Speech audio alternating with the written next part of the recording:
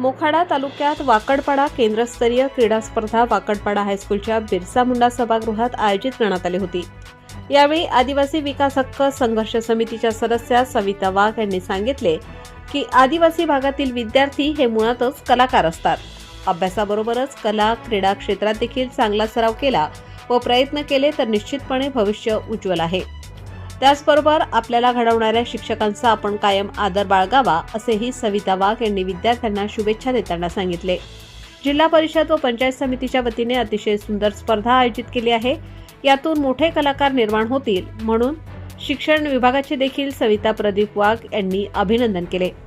या स्पर्धेत वाकडपाडा केंद्रातील 100हून अधिक विद्यार्थी सहभागी झाले होते। भाषण, गायन, नृत्य, नाटक इत्यादी विविध गुणदर्शनांची संधी उपलब्ध झाल्यामुळे विद्यार्थ्यांच्या कलागुणांना वाव मिळाला आहे। ही स्पर्धा यशस्वी करण्यासाठी विस्तार अधिकारी, केंद्र प्रमुख, मुख्याध्यापक व शिक्षक यांनी विशेष परिश्रम घेतले। वाकडपाडा हायस्कूलने क्रीडा स्पर्धा, विविध गुणदर्शन स्पर्धेकरिता क्रीडांगण व सभागृह उपलब्ध करून दिले। प्रतिनिधी चंद्रकांत गांगुर्डे, पालघर जिल्हा।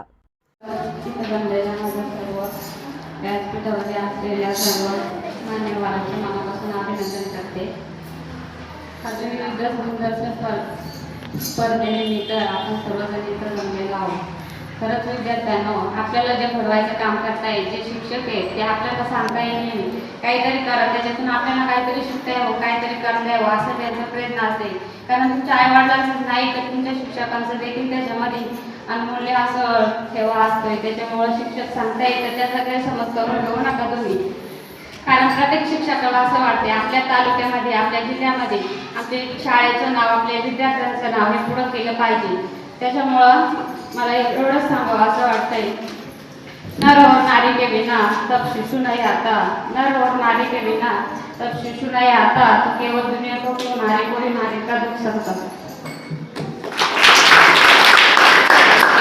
ताज्या व महत्त्वाच्या बातम्या बघण्यासाठी प्ले स्टोअरवर जा, प्रबलभूमी ॲप डाउनलोड करा व या धावपळीच्या जीवनात अपडेट रहा।